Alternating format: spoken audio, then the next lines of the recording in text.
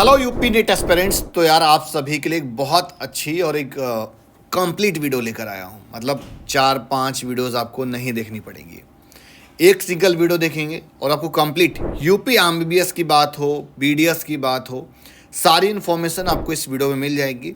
Step by step क्या counselling process last year रहा था या इस ईयर क्या काउंसलिंग प्रोसेस होगा और क्या एक्सपेक्टेड कट ऑफ रहेंगी, कितने कॉलेज बढ़ गए हैं, पूरी एक अपडेटेड वीडियो एकदम। देखो मैंने 2 वीडियोस ऑलरेडी बनाई थी। एक गवर्नमेंट जो प्रीवियस ईयर की कट ऑफ थी, मैंने college wise, category wise, round wise PDF में ऑलरेडी गवर्नमेंट की भी दे चुका हूँ, प्राइवेट की भी दे चुका हूँ। वीडियो आपको साइट पे दिख रही होंगी। अगर आपने अभी तक नहीं देखा है तो आप जाकर ज़रूर देख लें। बट अभी की ये जो वीडियो है इस पर स्टेप वाइज काउंसलिंग प्रोसेस पे बात की है। तो इस वीडियो को कंप्लीट देखें, डिटेल्ड में देखें और अच्छे से देखें। जो ना समझ में आए कमेंट सेक्शन पे ज़रूर बताएं। UP MBBS counselling procedure, UP में वो सारे बच्चे पार्टिसिपेट करते हैं जो कि उत्तर प्रदेश से हैं।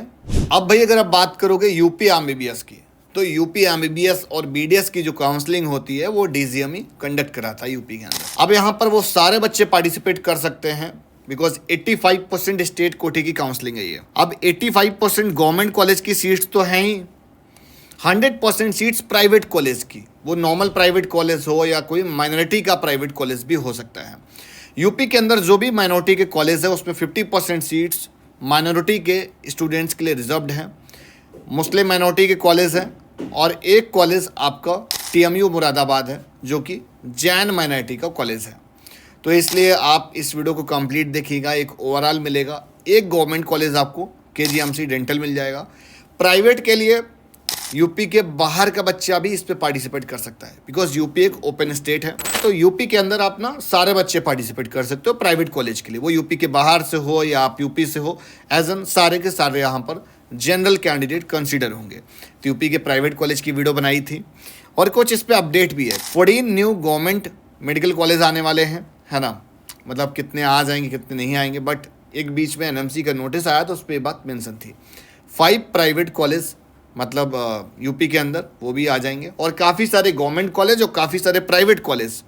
ये पूरी लिस्ट है आपको स्क्रीन पर दिख रही होगी जिन्होंने गवर्नमेंट से रिक्वेस्ट की कि भैया हमको सीट बढ़ानी है। पहला पूरा प्रोसेस देख लेते हैं फिर समझ लेंगे। भाई ये तो नंबर ऑफ सीट्स बढ़ गई, इतने सारे कॉलेज आ जाएंगे सर, कट ऑफ डाउन चला जाएगा। हाँ, काफ़ी कुछ यूपी के अंदर बैलेंस करेगा, काफ़ी सारे एस्पिरेंट्स भी एड ऑन हुए हैं। सारा एनालिसिस का conclusion at the end of this video देंगे कि एक्सपेक्टेड कट ऑफ क्या रहने वाली है, इसलिए वीडियो को एंड तक देखना। पहले नंबर पे हम upneet.gov.in वेबसाइट है, गवर्नमेंट काउंसलिंग कराती है। 2000 रुपीज़ का हम एक रजिस्ट्रेशन करेंगे जिसमें हम राउंड 1 राउंड 2 के लिए हम एलिजिबल होते हैं। अगर हमको मॉपअप के लिए और आगे मूव ऑन करना है तो हमको 1000 रुपये का फिर से रजिस्ट्रेशन करना पड़ता है, फ्रेश रजिस्ट्रेशन करना पड़ता है मॉपअप के लिए, तभी हमारी एलिजिबिलिटी बन पाती है। डॉक्यूमेंट्स रिक्वायर्ड क्या होंगे? 10th 12th की मार्कशीट चाहिए होगी भाई, मतलब डेट ऑफ बर्थ सर्टिफिकेट वगैरह, या 10th की मार्कशीट आप दे दो, 12th की मार्कशीट आप दे दो, और एक कैटेगरी सर्टिफिकेट। अगर गवर्नमेंट कॉलेज के लिए काउंसलिंग है तो वहाँ पर आपको कैटेगरी मैटर करेगी। एक यहाँ पर फैक्टर और होता है स्टेट ऑफ एलिजिबिलिटी। ये बड़ा इंपॉर्टेंट फैक्टर, इतना डिटेल्ड में इसलिए बात कर रहा हूँ ना, आपको 4 जगह जाकर वीडियो नहीं देखनी पड़े, आप कंफ्यूज नहीं हो। स्टेट ऑफ एलिजिबिलिटी का मतलब भैया आपने 10th और 12th अगर यूपी से कर रखा और आप यूपी के बाहर के रहने वाले हो तो आपको एज एन यूपी का जनरल कंसिडर कर लिया जाएगा। और अगर आपने बाहर से 10th 12th कर रखी और आपके पास यूपी का डोमिसाइल है तो टेंशन लेने वाली कोई बात नहीं है। यूपी का डोमिसाइल है और आप जिस भी कैटेगरी से बिलोंग करते होगे तो आपको रिजर्वेशन मिलेगी। अगर आप किसी अदर स्टेट से 10th 12th यहाँ से कर रखिए तो आप एज एन जनरल यहाँ के कंसिडर हो गए।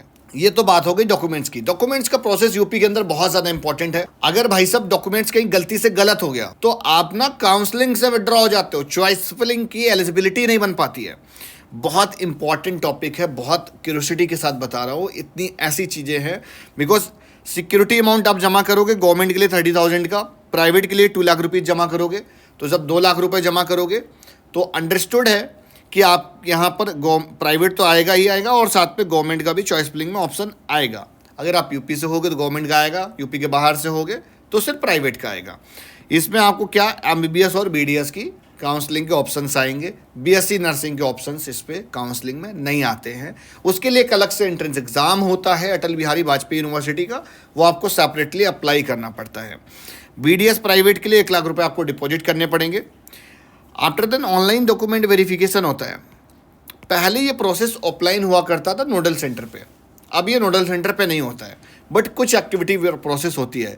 मेनली भैया इस डॉक्यूमेंट प्रोसेस में यूपी थोड़ा ढीला डला है, इस पे बहुत प्रायोरिटी पे ध्यान नहीं देता है। हो सकता है आपका डॉक्यूमेंट्स की लास्ट डेट हो और शाम को 5 बजे ईमेल आए आप रिजेक्ट हो चुके हो, उसके बाद करेक्शन विंडो भी नहीं खुलेगा, मतलब दोबारा से रीअपलोड करने का ऑप्शन भी नहीं आएगा, दोबारा से रीअपलोड भी नहीं करेंगे। इसलिए रजिस्ट्रेशन करने के बाद चॉइस, मतलब कुछ दिनों में काउंसलिंग स्टार्ट हो जाएगी। Last year end of July start हो गई थी, 25-26 जुलाई की स्टार्ट हो गई थी, इस बार और जल्दी स्टार्ट होने के चांसेस हैं, है ना। तो मैं बोलूँगा कि भैया ये जो ऑनलाइन डॉक्यूमेंट वेरिफिकेशन प्रोसेस है इतना ज़्यादा इंपॉर्टेंट है यार। आपने रजिस्टर किया, सब कुछ किया। यूपी के राउंड 1 में प्राइवेट कॉलेज की सबसे ज़्यादा कट ऑफ एक्सटेंड होती है, जो एक्सटेंड होनी होगी राउंड 1 में हो जाएगी। अब आपने राउंड 1 बहुत हल्के में ले लिया, राउंड 2 की कट ऑफ एकदम उल्टा चली आती, ऊपर चली आएगी, मॉपअप में उतनी सीट्स बचेंगी नहीं। तो इसलिए यूपी का राउंड 1 सबसे ज़्यादा इंपॉर्टेंट है। डॉक्यूमेंट्स में कोई प्रॉब्लम है, फर्स्ट डे ही देख लो भैया वेरीफाई नहीं हुए हैं, तो जाकर नोडल सेंटर में पहुंच जाओ, एकदम जो नियर अबाउट नोडल सेंटर है वहाँ पर बैठ के चेक कर लो, चेक करवाओ अपने डॉक्यूमेंट्स, पता करवाओ क्यों नहीं हुआ, ईमेल करो उनको, कुछ भी करो, फर्स्ट डे के अंदर अपना वेरीफाई करवा लो। उसके बाद में मेरिट लिस्ट आएगी, मेरिट लिस्ट में नाम होगा, बट हो सकता है आपके डॉक्यूमेंट्स वेरीफाई नहीं हुए हों। मेरिट लिस्ट में नाम होने का मतलब ये नहीं कि आपके डॉक्यूमेंट्स वेरीफाई हो गए हैं। मेरिट लिस्ट में नाम उन सारे बच्चों के आ जाते हैं जिसने सिक्योरिटी अमाउंट पे किया होता है या जिसने रजिस्टर किया होता है। उसके बाद में जब आपका डॉक्यूमेंट वेरीफाई हो जाएगा तभी आपका चॉइस फिलिंग का ना जो बटन होता है वो अनलॉक करते हैं। जो चॉइस फिलिंग का प्रोसेस है वो तभी अनलॉक होगा जब आपके डॉक्यूमेंट्स वेरीफाइड हो जाएंगे। अगर कोई भी डॉक्यूमेंट्स गलत पाया जाता है, कुछ भी एरर होती है, तो आपका डॉक्यूमेंट प्रोसेस की वजह से काउंसलिंग से आपको क्विट कर दिया जाएगा, विड्रॉल कर दिया जाएगा, आप चॉइस फिलिंग के लिए एलिजिबल नहीं होंगे। अलॉटमेंट आएगा चॉइस फिलिंग के बाद में, चॉइस फिलिंग आप लॉक करेंगे। इसमें एक चॉइस फिलिंग लॉकिंग का प्रोसेस भी बहुत ज़्यादा इंपॉर्टेंट होता है। साइड में यूपी का शेड्यूल आपको दिख रहा होगा, है ना। तो इस शेड्यूल को एक मतलब प्रीवियस ईयर का शेड्यूल है, इस पर हम एक्सपेक्टेड कब रहेगी काउंसलिंग डेट उस पर वीडियो हम बनाएंगे।